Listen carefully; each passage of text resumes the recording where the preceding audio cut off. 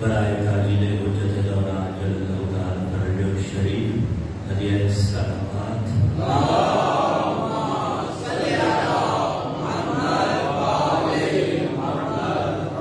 ذکر شیخ کربلا کی سربلندی اور بقا کے واسطے عالمی بقا سمجھتے ہوئے پرخلوص حسین صلوات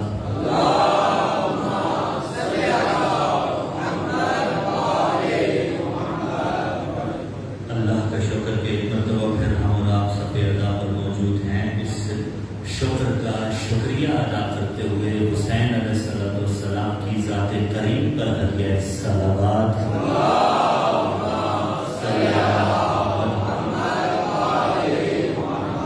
رحم اللہ من قرأ الفاتحہ بسم اللہ الرحمن الرحیم الحمد للہ رب العالمین الرحمن الرحیم مالک یوم الدین ایاک نعبد و ایاک نستعین اهدنا الصراط المستقیم صراط الذین انعمت علیہم غیر المغضوب علیہم اللهم ارزقنا زیارت الحسین علیہ السلام فی الدنیا وفی الآخرۃ شفاعۃ الحسین علیہ السلام وکن معذور الحسین علیہ السلام وجعلنا من الباقین فی رضا الحسین علیہ السلام واحشرنا تحت لواء الحسین علیہ السلام وادخلنا الجنۃ من باب الحسین علیہ السلام بحق محمد وآلہ الاطہار صلوات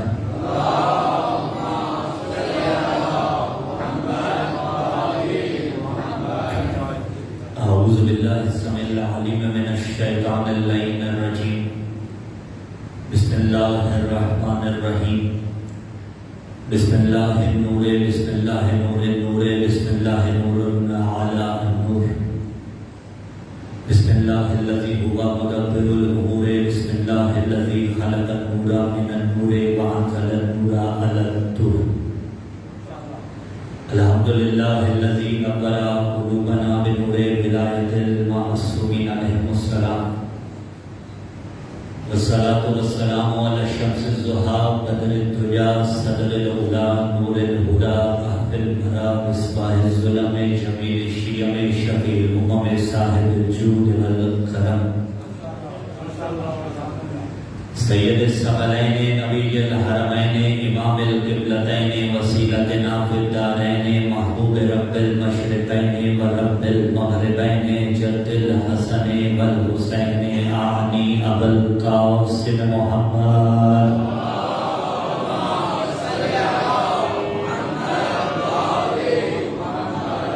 ثم الصلاة والسلام علی وسیعہ و وزیرہ و وارث علم الذی هو امیر المؤمنین یعصوب الدین قائد الغر المحجلین قاتل الناقصین والقاسدین والمالکین مکی مدنی خیفی عقبی بدری عقدی شجری مہاجری من العرب سیدها ومن البغا لیسها وارث المشعرین ابو السبتین الحسن والحسین مطلوب كل طالب غالب على كل غالب اعنی علی ابن ابی طالب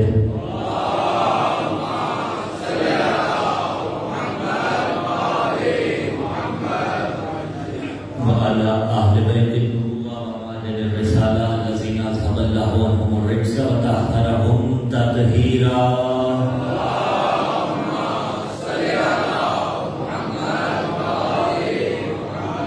ولعنة الله على جميع أعدائهم أما بعد قال الله تعالى في كتاب الله الناطق والقرآن الصادق والنور الصادق بسم الله الرحمن الرحيم ما ينطق عن الهوى إن هو إلا وحي يوحى وقال في مقام آخر بسم الله الرحمن الرحيم قل لا أسألكم عليه أجرا إلا المودة في القربى السلام على الحسين وعلى علي بن الحسين وعلى أولاد الحسين وعلى أصحاب الحسين اس مختصر سی زندگی میں ہر انسان مقروض ہے آل محمد کے احسانات کا.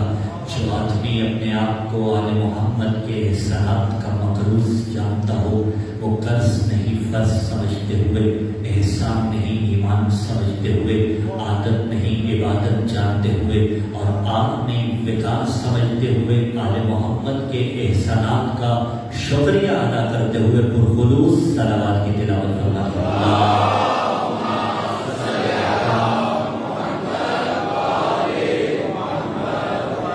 دعا ہے خداوند منان بحق امیر المومنین و فاتح شام بی بی سیدہ زینب سلام اللہ علیہا ان ایام ازاں میں اس گریز پر جہاں جہاں بھی سفید رائے سید الشہداء بچھی ہوئی ہے خداوند متعال اسے اپنی عافیت کے حساب میں رکھے۔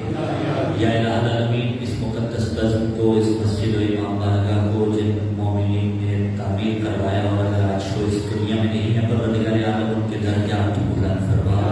مومنین پروردگار عالم ان کی توفیقات خیر میں اضافہ فرما۔ جو موالیان حیدر کرار چل کر اس صفحے ازا پر آئے ہیں، میرے اللہ تیری ذات علیم بذاتی ضرور ہے۔ مجھے نہیں معلوم جب بھی اس مقدس بزم میں آئے تو دنیا کی کون سی الجھن، پریشانی، ٹینشن، اپنے گھر کی پریشانیاں، کوئی بیماریاں اس بارگاہ سے باہر رکھ کر آئے ہیں۔ جب بھی مائیں بہنیں، پردےدار بیٹیاں، جب بھی بزرگ حضرات جب اس مقدس بزم سے لوٹے تو حسین کے صدقے میں ان کی دنیاوی الجھنیں میرے اللہ سہل فرما دے۔ سوائے غم حسین کے دنیا میں کوئی اور غم نہ دکھا۔ ہر دعا کی ایک دعا اس ذکر کے حقیقی وارث شہنشاہ دورہ کے ظہور میں تنشیل کرنا۔ دعاؤں کی قبولیت کے واسطے ایک خلوص صلوات کی طرف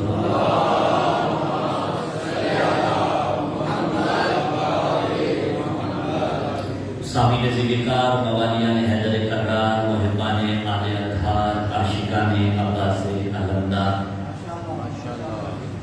چلتی ہوئی سانسوں کی روانی کے تسلسل کے نتیجہ میں جس نے یعقوب کو یوسف ملایا تھا، نوح کی کشتی پار لگائی تھی، آدم کی توبہ قبول کی تھی، لیکن یوں ہی قبول نہیں کی تھی، توبہ قبول کسی وسیلے سے کی، کشتی پار کسی وسیلے سے کروائی، یعقوب اور یوسف کا میلاد کسی وسیلے سے ہوا، جن پنجتن کے وسیلے سے خدا یہ سارے کام کرتا رہا، انہی پنجتن کے صدقے میں ایک مرتبہ پھر اللہ کا شکر کہ اس نے ہمارا شمار اس صفِ ازا پر حسین کے ماتمی عزاداروں میں قرار دیا۔ اس کے نتیجے میں ہوگا کیا؟ اس کے نتیجے میں کرامت کاتبین ہمارے اور آپ کے نامہ اعمال میں اس بات کا اندراج فرما دیں گے کہ جو بروز محشر سونے کی مانند چمکے گا کہ یہ جتنے ماتمی عزادار چل کے صفِ ازا پہ آئے تھے، ان کا نہ کل حسین کے قاتلوں سے تعلق تھا، نہ آج حسین کے قاتلوں سے تھا۔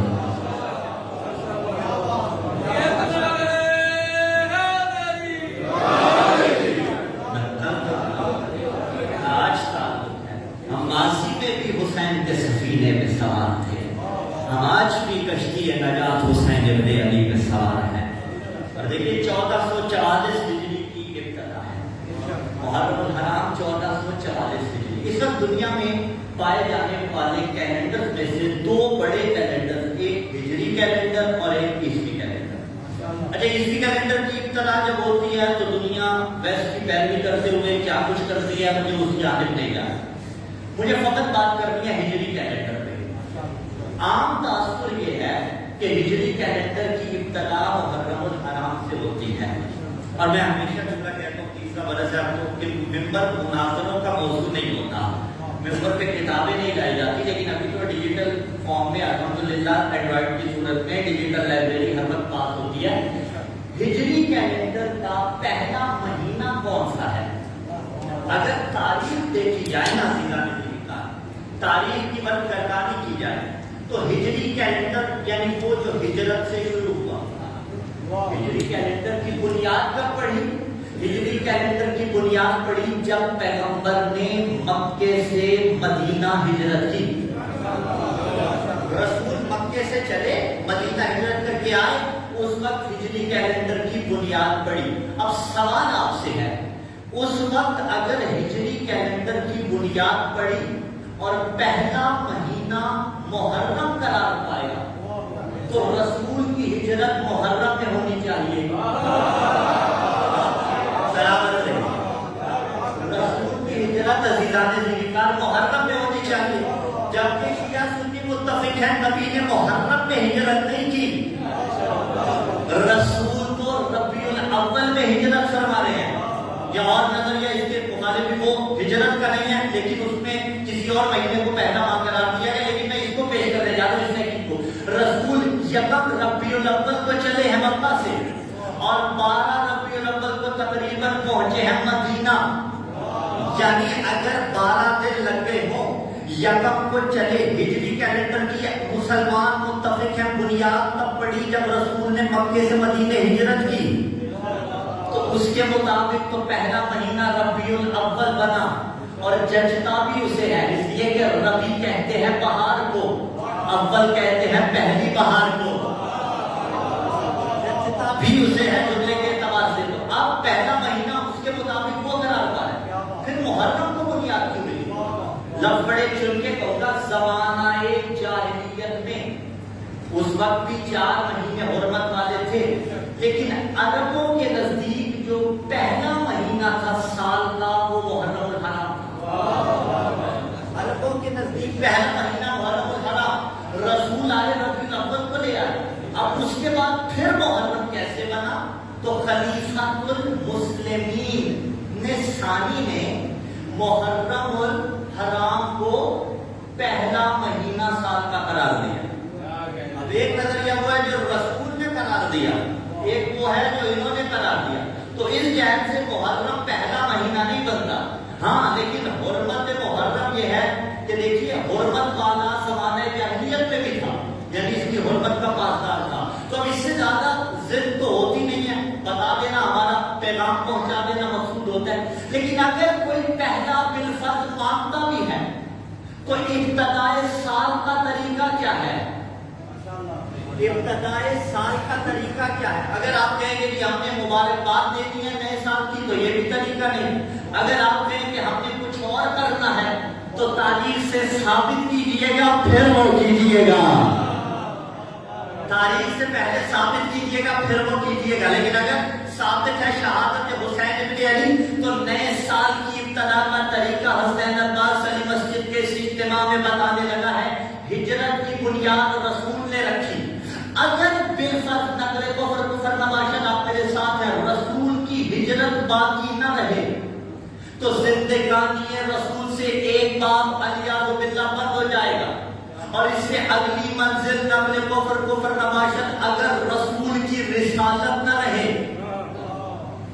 تو پھر تو کائنات میں کچھ بھی باقی نہ رہے گا۔ پہلی ہجری جب ہجرت کی 60 سال گزرے، وہی رسول کی رسالت کی جس رسول نے ہجرت کی ممبر پہ بیٹھ کے ایک لعین فاسق لعنت اللہ علیہ نے کہنا تھا، لا خبر جا بلا وحی نزل، لائمت بنو ہاشم بالکل، نہ کوئی خبر آئی نہ کوئی وحی آئی نہ کوئی نبی آیا، بنو ہاشم نے علیہ باللہ ڈھونگ رچا رکھا ہے، تو کیا خیال ہے اگر اس یزید لعنتی کا یہ نعرہ باقی رہ جاتا تو رسول کی رسالت باقی نہ رہتی، اگر رسالت باقی نہ رہتی تو ہجرت باقی نہ رہتی، تو رسالت کو بچایا کس نے؟ حسین ابن علی نے، توحید آپ نے سنبھالی، اور جملہ پہلا آپ کے حوالے، رسالت کو بچایا حسین ابن علی نے، تو جاؤ مسلمانوں جو محمد رسول اللہ پڑھتے ہو، نئے سال کا دستور دینے لگا ہوں کہ یکم محرم الحرام کو کربلا کا رخ کر کے کہا کرو، طریقہ یہ ہے حسین تیرا شکریہ اس لیے کہ اگر تو نہ ہوتا رسول کی رسالت نہ بچتی، تو حق رسالت یہ ہے سال کی ابتدا میں صبح بھی حسین کا ماتم کر، شام بھی حسین کا ماتم،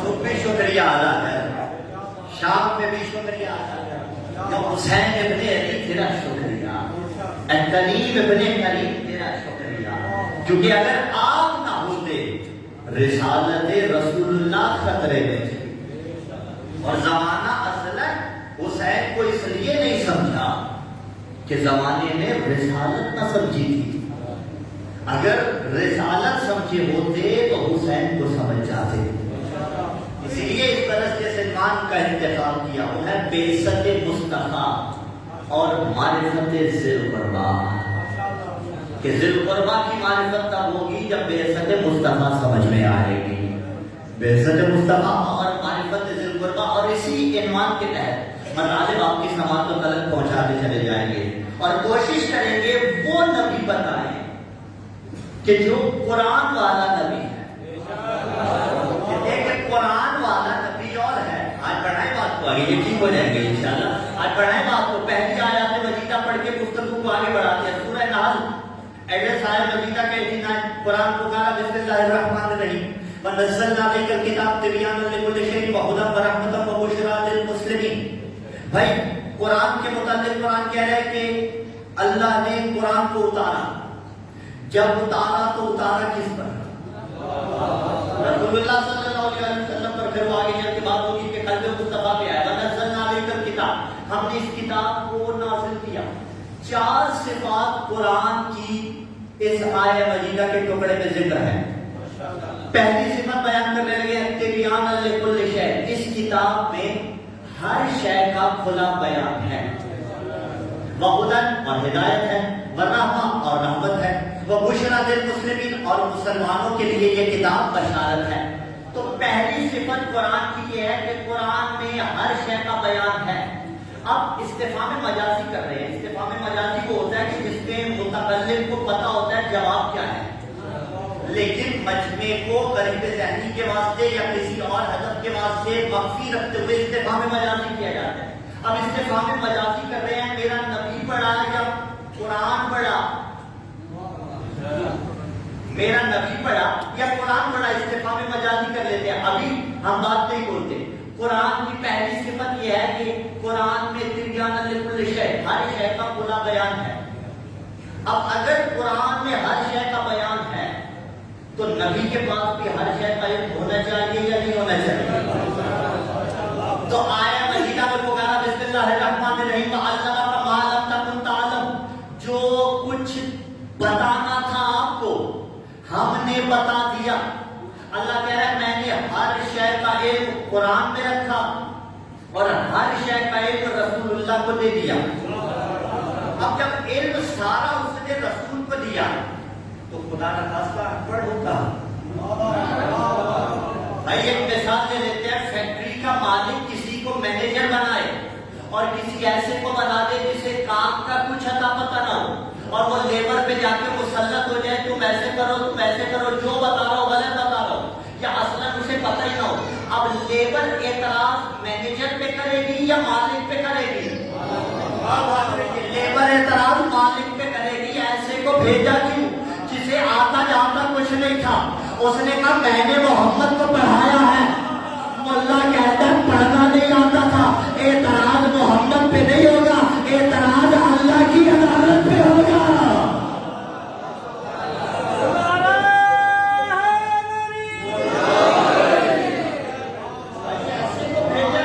آپ سلامت رہیے۔ جسے پڑھنا نہیں آتا تھا اس نے کہا علمک ما لم تکن تعلم، میں نے ہر شے کا بیان رسول اللہ کو بتا دیا۔ تبیان لکل شیء وہدن، اگلی صفت قرآن کی صفتیں پڑھے نا۔ پہلی صفت یہ ہے استفہام مجازی، ابھی وہاں کا وہاں قائم ہے۔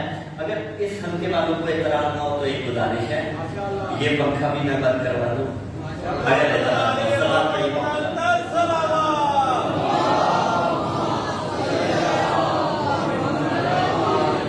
یہ بند ہوگا تو 10 دن ساتھ بہو بھی نبھایا جائے گا انشاءاللہ۔ اس دن ہوا کی وجہ سے ٹوڑا تھا، گلے کا مسئلہ ہو رہا تھا۔ حاضران نے بھی کہا توجہ پہنچ رہی ہے نا، بات پہنچ رہی ہے نا۔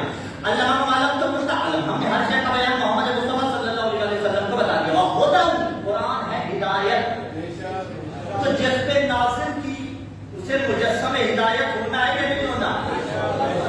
تو سورہ شورى میں پکارا بسم اللہ الرحمن الرحیم انک لتہدی الی صراط مستقیم، آپ صراط مستقیم کی طرف ہدایت کر رہے ہیں۔ بھائی وہ سنتے ہیں، میں کہوں میں علی مسجد میں پڑھ رہا ہوں، اس کا مطلب کیا ہے؟ علی مسجد زیڈ بلاک مدینہ ٹاؤن میں پڑھ رہا ہوں، اس کا مطلب یہ ہے کہ فیصل آباد میں کہیں اور نہیں پڑھ رہا اس وقت۔ اور اگر میں کہوں میں فیصل آباد میں پڑھ رہا ہوں تو اس کا مطلب یہ ہے کہ فیصل آباد میں کہیں اور بھی پڑھوں گا۔ ایسا ہے یا نہیں ہے؟ ٹھیک ہے، اس کا مطلب یہ ہے کہ فیصل آباد میں کہیں اور بھی پڑھوں گا، جتنی میری استطاعت ہوگی، جتنا میں پڑھ سکتا ہوں گا۔ اور اگر میں کہوں کہ میں فیصل آباد میں علی مسجد مدینہ ٹاؤن میں پڑھ رہا ہوں تو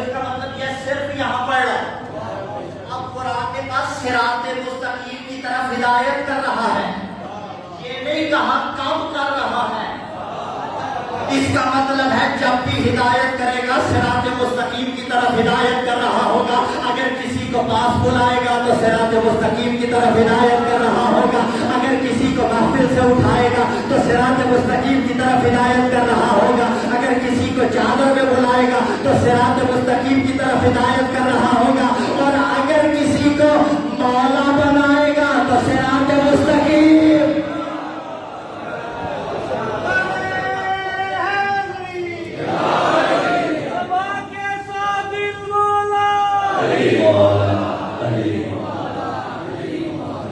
صراط مستقیم کی طرف ہدایت کر رہا ہوں. انک لتہدی الی صراط مستقیم. آپ صراط مستقیم کی طرف ہدایت کر رہے ہیں. دو صفات قرآن کی دونوں میرے نبی نے. دو باقی ہیں. تبیان لکل شیء ہو گیا، وہدی ہو گیا، والرحمہ. اگلی صفت قرآن کی ہے کہ رحمہ. قرآن ہے رحمت، وبشریٰ للمسلمین. اور قرآن ہے بشارت مسلمانوں کے لیے. اب نبی کو بھی بشیر ہونا چاہیے یا نہیں؟ تو سورہ احزاب میں پکارا بسم اللہ الرحمن الرحیم یا ایھا النبی انا ارسلناک شاہدا ومبشرا ونذیرا. ہم نے آپ کو شاہد بنا کے بھیجا. یہ مولد سخن نہیں ہمارا. ومبشرا، مبشر بنا کے بھیجا. ونذیرا، اور نذیر بنا کے بھیجا. مبشر کہتے ہیں بشارت دینے والے کو، نذیر کہتے ہیں ڈرانے والے کو، تنبیہ کرنے والے کو. یعنی مبشر کہتے ہیں جنت دلانے والے کو، نذیر کہتے ہیں جہنم سے بچانے والے کو. پھینکنے والا نہیں کہہ سکتا وہ نبی کا امتی اور ہو جائے جہنمی نہیں ہو سکتا. بچانے والے کو، ڈرانے والے کو. تو پتہ چلا دونوں صفتیں رسول کی ہیں. خوشخبری بھی دینی ہے اور تھوڑی تنبیہ بھی کرنی ہے. تو اب حسین نے بھی یہی کیا. حسین بشارت بھی دیتے رہے، تنبیہ بھی کرتے رہے. تو ایک جملہ یہاں پہ کہہ دو کہ ڈیجیٹل انداز میں بھی اور سوشل میڈیا کی وساطت سے جہاں جہاں تک بات جا رہی ہے، اب جو بھی ممبر پہ آئے اس کا حق یہ بنتا ہے فضائل بھی پڑھے اور سیرت بھی پڑھے. اگر صرف تنبیہ کرتا رہے، فضائل نہ پڑھے، وہ بھی سنت رسول نہیں. اور صرف فضائل پڑھ دے تنبیہ نہ کرے، وہ بھی سنت رسول نہیں ہے. سنت رسول یہ ہے دونوں چیزیں ساتھ ساتھ چلتی رہے. تو اب نبی بشیر ہیں، نبی بشارت دینے والے. تین صفتیں قرآن کی ہو گئی. قرآن میں ہر شے کا کھلا بیان ہے. میرے نبی کے پاس ہر شے کا علم ہے. برابر ہو گئے یا نہیں ہو گئے؟ قرآن ہے ہدایت، میرا نبی ہدایت کرنے والا. قرآن ہے بشارت للمسلمین، مسلمانوں کے لیے. میرا نبی بھی مبشر ہے، بشارت دینے والا. اگلی صفت قرآن ہے رحمہ. وما ارسلناک الا رحمۃ للعالمین. بچے کو ہے مجیدہ یہ یاد. لیکن سوال یہ ہے جب عالمین کے لیے رحمت تو پھر کافروں کے لیے رحمت کیوں نہیں؟ جب عالمین کے لیے رحمت ہے تو پھر کافروں کے لیے رحمت کیوں نہیں؟ بھائی نبی سے بڑھ کے خدا ارحم الراحمین ہے یا نہیں ہے؟ ہے نا. تو پھر کفار کے لیے رحمت کیوں نہیں برس رہی اس کی؟ خدا کا کافروں کو کیوں جہنم میں پھینکے گا؟ اس کا جواب بڑا سمپل ہے لیکن تھوڑا سا دقیق ہے. آپ اس کو لے کے جائیے گا اپنے عقیدوں میں دامن میں باندھ کے. اور الحمدللہ تیسرا برس ہے انداز تقدم سے اس قبل مکتب کی آپ بخوبی آتے ہیں. دیکھیے اللہ ارحم الراحمین ہے، نو ڈاؤٹ. رسول رحمت للعالمین ہے، کوئی شبہ نہیں. کافر رحمت خدا سے دور ہے، بالکل دور ہے. ادھر رحمت للعالمین ہے، ادھر کافر ایسے کیوں نہیں مل رہی؟ وجہ یہ ہے جو کافر رحمت رسول اللہ سے اور رحمت الہ سے دور ہے وہ اپنے ذاتی کفر کی وجہ سے ہے. بھائی ذاتی کفر دور کرے اور خداوند متعال کے نزدیک مقبول بن جائے. مثلا ایک شخص نے، مثال دے دیتا ہوں تاکہ بچے بھی ہمارے قریب ہو جائے. ایک شخص نے اعلان کیا کہ جو بھی مستحق ہے فلاں وقت میں خفیہ طور پر میرے پاس آ جانا، میں اسے نوازوں گا. اس نے اعلان کر دیا، اعلان سب تک پہنچ گیا. مستحق تھے مثلا 4 یا 5، گئے 4، ایک نہیں گیا. اب جو نہیں گیا اگلے دن اسے بلیم نہیں کر سکتا کہ اسے اللہ نے نوازا تھا، اس نے مجھے نوازا کیوں نہیں؟ یہ تو خود نہیں گیا، اسے کہا میں ہوں ارحم الراحمین، یہ ہے رحمت للعالمین، جو جا سکتا ہے چلا جائے، جو جائے گا اسے نواز دوں گا۔ اب تمہیں جملہ سمجھاؤں، یہی سیرت حسین کے خیمے میں نظر آئی کہ حسین رسول کا نمائندہ تھا اور اعلان کر رہا تھا جو آ سکتا ہے وہ آ جائے، جو باہر رہے وہ لعنت اللہ بنے، اور آ گیا علیہ السلام بجھا،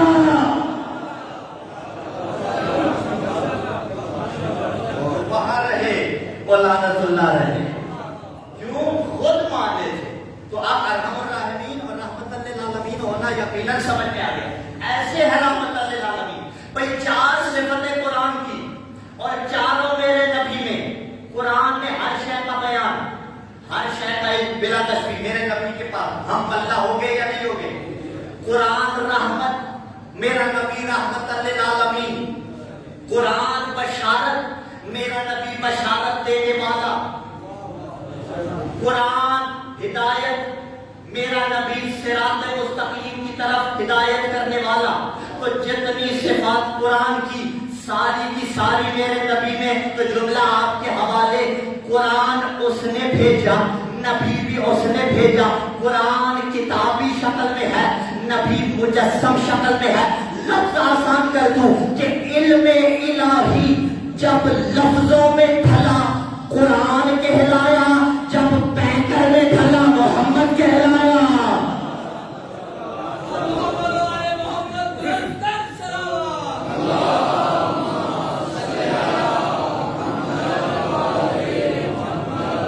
اور صرف اتنا نہیں عزیزان ذیکار، صاحب ینابی المودہ نے اس جملے کو لکھا، برادران کے نزدیک بڑا اتھینٹک نام صرف میرا نبی مجسم قرآن نہیں ہے۔ صاحب ینابی المودہ نے لکھا کہ جب صفین میں حکمیت کے لیے قرآن نیزوں پہ بلند کیا گیا تھا تو علی ابن ابی طالب نے کہا تھا آگے بڑھو، انا القرآن الناطق، وہ تو خاموش کتاب ہے، تو انا القرآن الناطق، میں علی بولتا قرآن۔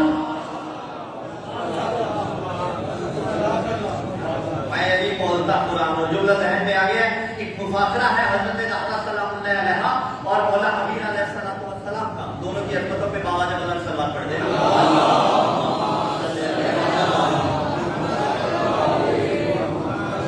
اس میں دونوں نے اس کا ایک جملہ ہے موضوع کے ساتھ مربوط، اور پھر بات آگے بڑھا رہا ہوں۔ جو مولا نے فرمایا نا انا القرآن الناطق، اس میں مولا امین نے فرمایا تھا انا الصحب، اے زہرا، زہرا سلام اللہ علیہ سے مفاخرہ کر رہے ہیں، دونوں اپنے اپنے فضائل گنوا رہے ہیں نا۔ ایک فضیلت پڑھنے میں وہ موضوع سے مطابقت رکھتی ہوئی ایک فضیلت مولا امین نے پڑھی۔ صاحب ینابی المودہ نے جملہ لکھا کہ انا القرآن الناطق، علی کہہ رہے ہیں میں بولتا قرآن ہوں۔ ایک فضیلت حضرت علی علیہ السلام نے حضرت زہرا سلام اللہ علیہ کے سامنے پڑھی، اور مولا امین علیہ السلام نے فرمایا انا الصحب، اے زہرا میں بولتا قرآن ہوں۔ بی بی نے کہا انا الشرف، یا علی تو بولتا قرآن ہے، لیکن اسی بولتے قرآن کے شرف کو بطول کہا جاتا ہے۔ اسی بولتے قرآن کے شرف کو بطول کہا جاتا ہے۔ تو قرآن مجسم شکل میں آیا تو رسول اللہ، علم الہی مجسم ہوا تو رسول اللہ۔ اب نقل کفر کا بادشاہ عالم اسلام کے علماء سے ایک سوال، اور جانتے ہیں میں آج پاکستان اتحاد بین المسلمین کا داعی اور اتحاد بین المومنین کا بھی، لیکن میں جملہ کو مخاطب کر کے عزیزان ذیکار عالم اسلام کو کہہ رہا ہوں، نقل کفر نہ باشد۔ آج کوئی قرآن میں خدا نخواستہ غلطی نکالے تو کیا فتویٰ صادر ہوگا علماء کرام کا کہ بخش دو، رعایت کر دو، تسامح کر دو، اگنور کرو، چھوڑو؟ اگنور کیا تو تمہیں معاشر میں خدا اگنور کرے گا۔ اگر قلم کو جنبش نہ دی تو رسول اللہ کے ربان پکڑیں گے۔ اگر فتویٰ صادر نہ کیا تو اللہ پوچھے گا تجھے جو اتھارٹی دی تھی تو نے فتویٰ صادر کیوں نہ کیا؟ تو جواب کیا آئے گا؟ اگر کوئی آج قرآن میں غلطی نکالے تو وہ کافر کہلتا ہے۔ ایسا ہے یا نہیں ہے؟ علل اعلان ڈنکے کی چوٹ پہ اگر کوئی قرآن میں غلطی نکالے تو وہ کافر قرار پاتا ہے. اور بابا توقیر مصطفیٰ سمجھو, عظمت مصطفیٰ سمجھو, مقام مصطفیٰ کو پہچانو کہ اگر کوئی قرآن میں غلطی نکالے وہ کافر قرار پاتا ہے, اور کوئی محمد کے دماغ پہ حملہ کرے وہ مسلمان کیسے؟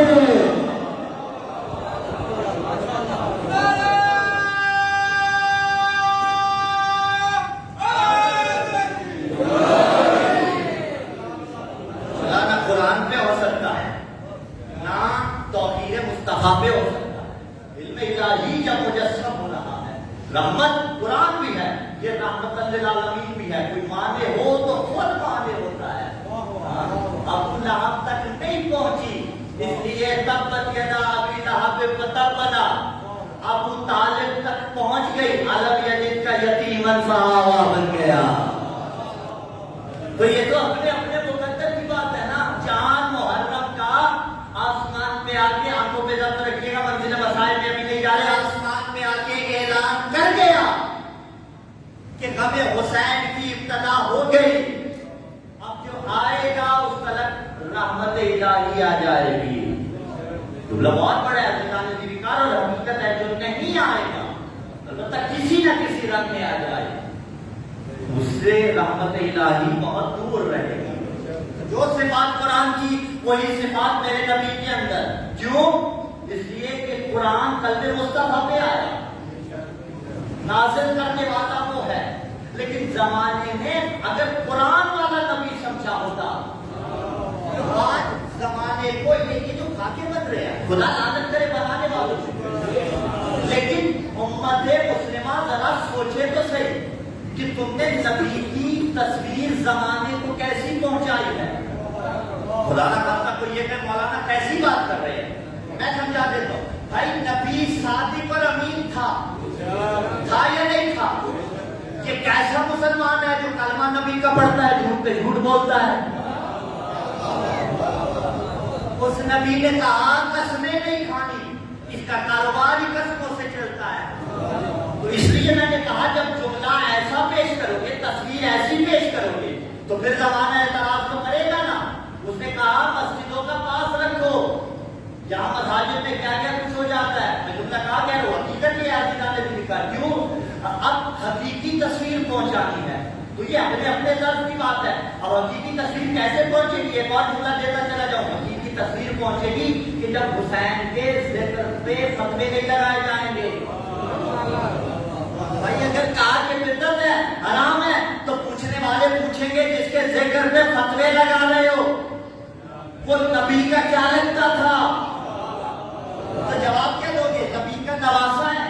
پھر شرف سے ڈوب کرنا چاہیے کہ اس نبی کے نواسے پہ فتوے لگائے جا رہے ہیں اس کے ذکر پہ. تو اب پیش کیسی کرنی ہے تصویر, یہ ہم نے بتانا ہے. اور ممبر سے میں تشیع کا عالم بھی نہیں, میں تو سب سے چھوٹا سا طالب علم ہوں, لیکن علماء کا دست شفقت لیتے ہوئے, علماء کی ترجمانی کرتے ہوئے, یہ حسین کا سب سے چھوٹا سا ذاکر آج امت مسلمہ کو علی مسجد کے اس اجتماع میں بتانے لگا ہے کہ ہم محمد کو کیا مانتے ہیں. آؤ مسلمانوں, ہم تمہیں بتاتے ہیں ہم محمد مصطفیٰ صلی اللہ علیہ وآلہ وسلم کو کیا مانتے ہیں. ہم محمد کو نایاب گوہر مانتے ہیں, ہم محمد کو علم و ایقان کا مقصد مانتے ہیں, ہم محمد کو عرفان و اتقان کا معدن مانتے ہیں, ہم محمد کو بشارت موسیٰ کا مدعا مانتے ہیں, ہم محمد کو نوید عیسیٰ کا مبتغی مانتے ہیں, ہم محمد کو جوہر آئینہ حسن و جمال مانتے ہیں, ہم محمد کو سجدہ گاہ عاشق روحانیت مانتے ہیں, ہم محمد کو اول خمسہ آل آبا مانتے ہیں, ہم محمد کو ناز پرور آمنہ مانتے ہیں, ہم محمد کو مفخر عبداللہ مانتے ہیں, ہم محمد کو حبیب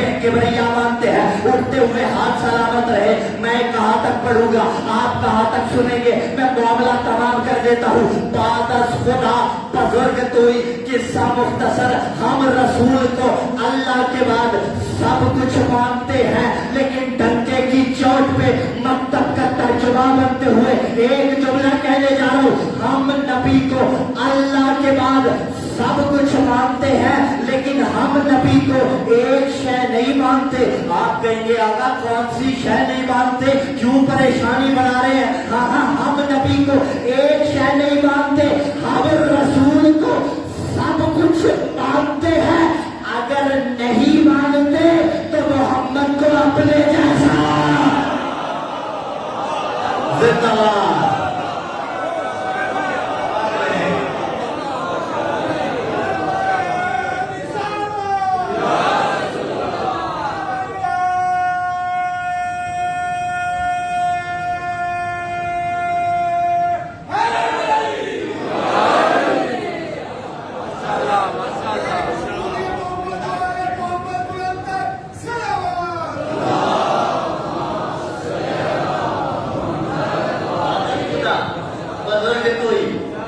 قصہ مختصر. اب یہ شاہ عبدالعزیز محدث دہلوی کی طرف بھی منسوب ہے اور شیرازی کی طرف بھی منسوب ہے. بہرحال جس نے بھی لکھے امر کر کے مصرے مکمل کر دیتا ہوں. اچھا اس قطعے کی خصوصیت یہ ہے کہ پہلے 3 مصرے جو ہیں وہ عربی میں ہیں, آخری والا فارسی میں ہے. پہلے 3 عربی میں یا صاحب الجمال و یا سید البشر, اے صاحب جمال اے سید البشر, من وجهک المنیر لقد نور القمر, تیرے ہی چہرے سے روشنی اتار لے کر اللہ نے چاند کو روشنی کی خیرات عطا کی ہے.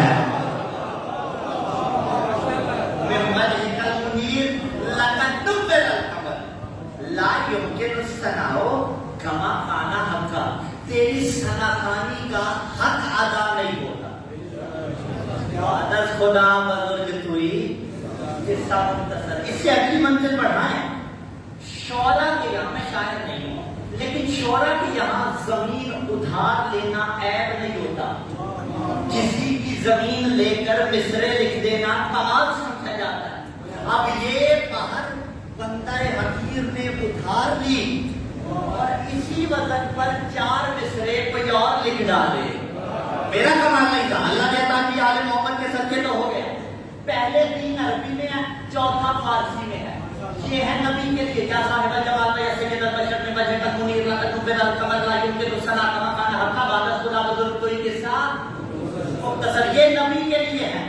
میں نے اس کے لیے لکھے جس کا نمبر نبی کے بعد ہے, یا علی, جس کا نمبر نبی کے بعد ہے. اب جی تو چاہتا ہے کہ پروجیکٹر لگا ہوا ہوتا ہے نا پیچھے, تو پروجیکٹر پہ یہ چاروں مصرے آپ کے سامنے رکھتا اور پھر بندہ حقیر اپنے مصرے رکھتا, لیکن آپ کے ذہن کو پروجیکٹر سے کم نہیں سمجھتا. یقیناً اس میں محفوظ کر لیں گے. پہلا مصرع اطمینان سے چلتے آئیے, اور بڑا صبر کے لیے پڑھتا ہوں, ٹھیک ہے. یا صاحب الجمال, کیونکہ بات مشکل ہے لیکن آپ کے لیے مشکل نہیں ہوگی. یا صاحب الجمال یا سید البشر, ایک طرف رکھیے. حقیر کا مصرع سنیے, یہ نبی کے لیے ہے, میرے اس کے لیے ہے جو نبی کے بعد سب سے افضل ہے. کون آپ کو بھی پتا. یہاں ہے یا صاحب رہتے سال تک دعائیں دیتے رہیے نا. آپ کی دعائیں تھوڑی پڑھنے جا رہی ہیں, میں داد وصول نہیں کر رہا, میں نے دعائیں لینی ہے.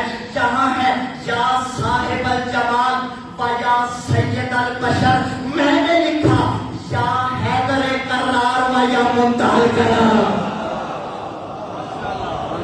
یا حیدر کرار و یا منتہی کرم, بدل برابر میں نہیں ہوا. یا صاحب الجمال و یا سید البشر, یا حیدر کرار و یا منتہی کرم, من نور کل جلیل لقد زین الدہر, تیرے چہرے سے چاند کو روشنی ملی. یہاں میں نے لکھا من وجہ کل منیر, من نور کل جلیل من وجہ کل منیر, تیرے ہی روشن چہرے سے چاند کو روشنی ملی. من نور کل جلیل لقد زین الدہر, یہاں لکھا یا حیدر کرار و یا منتہی الکرم, من نور کل جلیل لقد زین الدہر. اے علی, تیرے ہی نور کے صدقے اللہ نے کائنات کو منور کیا ہے. لا یمکن الثناء کما کان حقا, یہاں ہے, یہاں میں نے لکھا لا یمکن الثناء کما کان حقا نہیں, لا یمکن الثناء الا بقلب الطہر.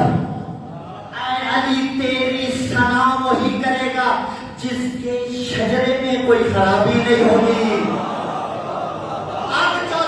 سنبھالیے گا, اور چوتھا فارسی کا یہ کیا ہے, وہاں کیا ہے, بادت نبی, بادت خدا بزرگ توئی قصہ مختصر. فقط اس کو ذہن میں رکھیے گا, بادت خدا بزرگ توئی قصہ مختصر. پہلے خدا پھر نبی. اب میں بتانے لگا ہوں نبی کے بعد کون آتا ہے. یا حیدر کرار و یا منتہی الکرم, من نور کل جلیل لقد زین الدہر, لا یمکن الثناء الا بقلب الطہر. بادت نبی بزرگ علی قصہ مختصر.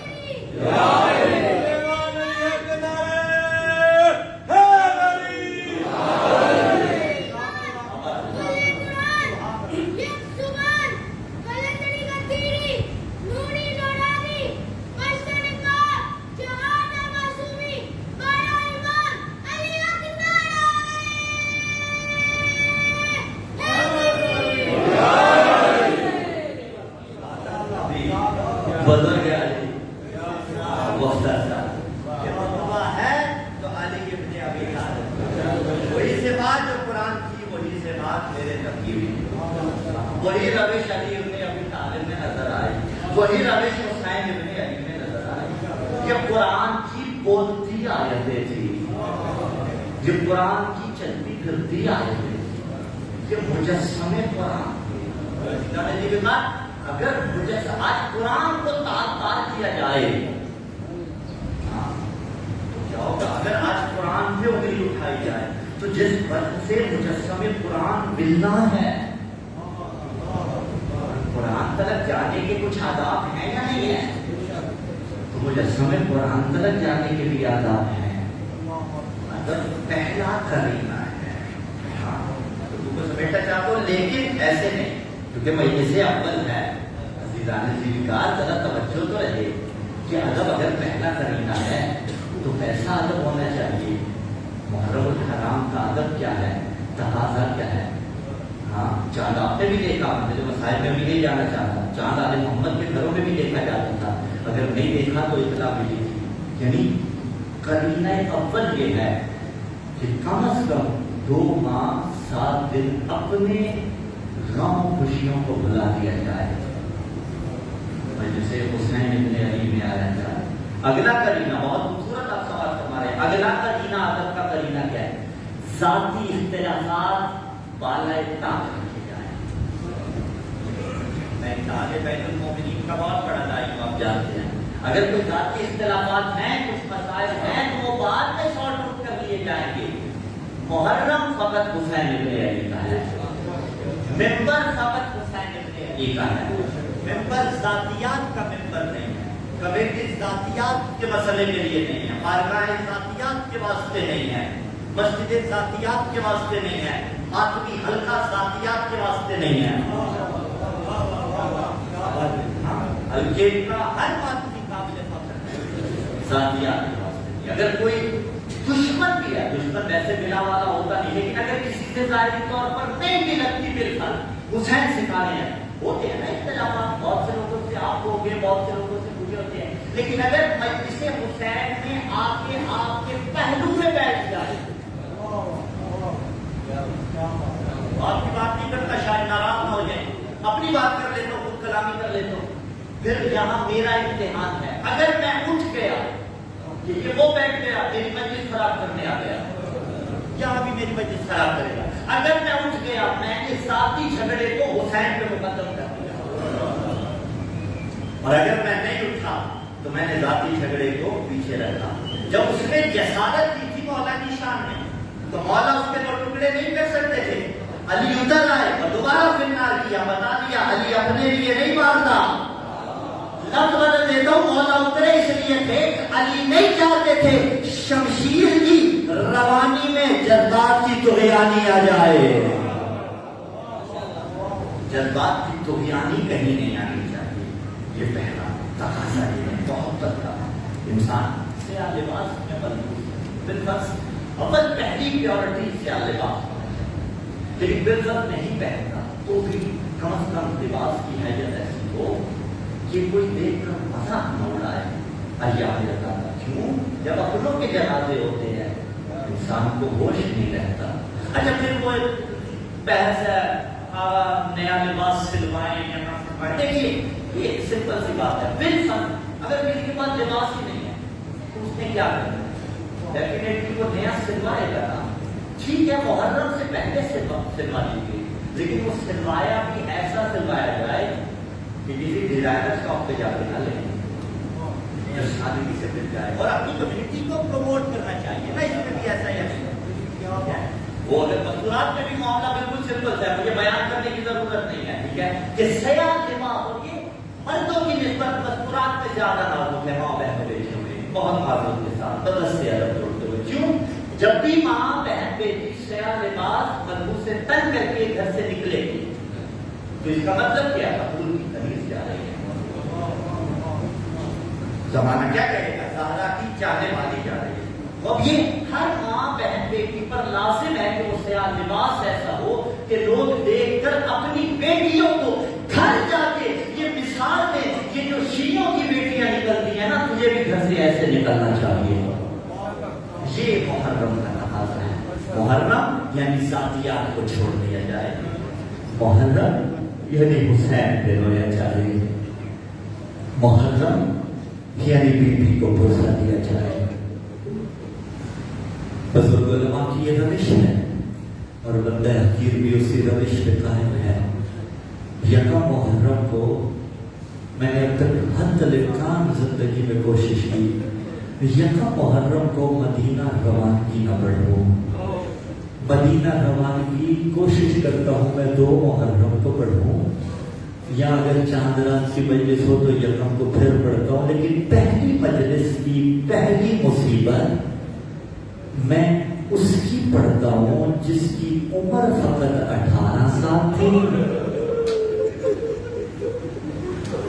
اور روئی اتنا وہ بی بی اجر کو بدلنا کہ روایت کو کہنا پڑا البقعون خمسہ، رونے والی 5 ہستیاں ہیں. روایت کے الفاظ پہلی ہستی حضرت آدم اتنا روئے کہ بلا تشبیہ رخساروں پہ کڑے پڑ گئے تھے شوق جنت میں، جنت کی وجہ سے. دوسری رونے والی ہستی یعقوب نبی بیٹے کے فراق میں روتا رہا. دیکھو گے اے یعقوب بیٹے کے غم میں رونا اور ہے، بیٹے کا لاشا اٹھانا اور. اجر کو اللہ. تیسرے یوسف نبی یعقوب کی جدائی میں روتے رہے. چوتھی ہستی کو ابھی چھوڑنا ہوں، پہلے 5ویں ہستی پڑھ رہا ہوں اس لیے کہ 4 ہستیاں مرد ہیں، چوتھی ہستی مذکور ہے. 5ویں ہستی میرا اور آپ کا غریب امام کہ اگر کھانا سامنے آتا مولا رو پڑتے. اجرکم اللہ. پانی سامنے آتا رو پڑتے. قصاب کو دیکھتے رو پڑتے. اجرکم اللہ. اللہ یہ 4 ہستیاں جو روئی یہ مرد روئے. ایک جو روئی وہ مستور ہو کے روئی. اللہ چاروں مرد کئی سال تک روتے رہے. سجاد کوئی قریب 40 سال 35 سال روایتیں مختلف ہیں، 40 بھی ہے.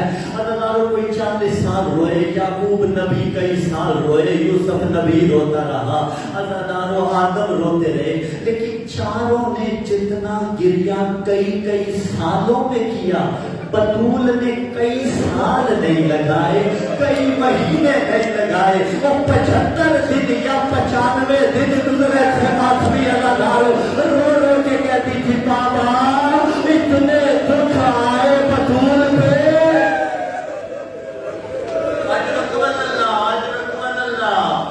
یہ وجدہ حسین ابن علی کا ہے جو سینوں میں غم ہے. صحبت علیہ مصائب لو انہا صحبت علی الایام سرنا لہا لہا. اللہ مجھے اس جملے کی تفسیر میں مولا کا فرمان یاد آیا. بی بی نے کیا کہا کہ اتنی مصیبتیں آئی اگر دنوں پہ آتی سیاہ راتوں میں دن تبدیل ہو جاتے. کیسے دن تبدیل ہوتے؟ ایک مولا امیر کا فرمان ہے. فرمان مصیبت میں نہیں ہے لیکن آپ نے مصیبت سے جوڑنا ہے. میرے مولا فرماتے ہیں غم آدھا بڑھاپا ہے. اللہ جو سمجھ گئے ہو. علی بادشاہ فرماتے ہیں کسی کو اللہ نہ کرے غم لاحق ہو جائے نا وہ بڑھاپے سے پہلے بوڑھا ہو جاتا ہے، اس کے بعد بڑھاپے سے پہلے سفید ہو جاتے ہیں. اب سمجھ میں آیا عمر 18 سال تھی بی بی کی لیکن دیواروں کا سہارا لے لے کے چلا کرتی تھی.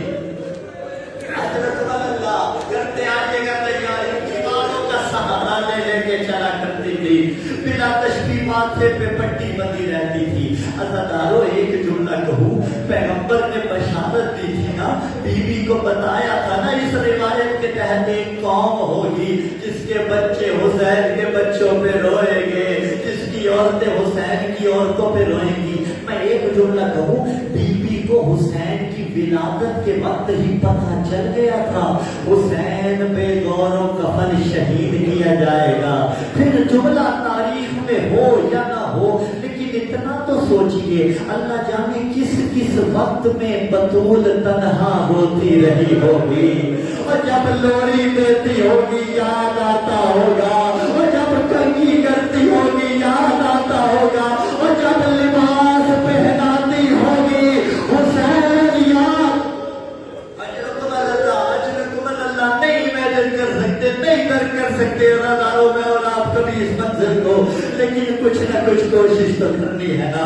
ہاں رضاؤں بی بی نے کہا بابا اتنی مصیبتیں آئیں، اگر دنوں پہ آتی سیاہ راتوں میں تبدیل ہو جاتے، اور جب بابا آگے آیا تطہیر پڑھتا تھا تب دن تھا، جب بدبختوں نے آگ لگا دی تب رات آ گئی۔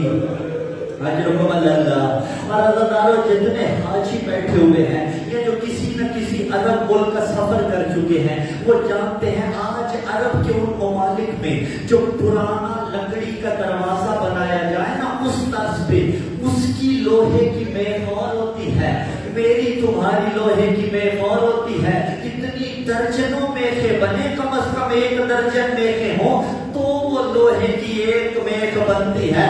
اب جولا سنبھالنا ازانارو چلتا ہوا دروازہ تھا، لوہے کی ایک میخ نے سورہ کوثر کو زخمی کیا۔ بات بھی ازانارو اگر بطول کا دروازہ نہ جلایا جاتا اور شام غریبا خیام کو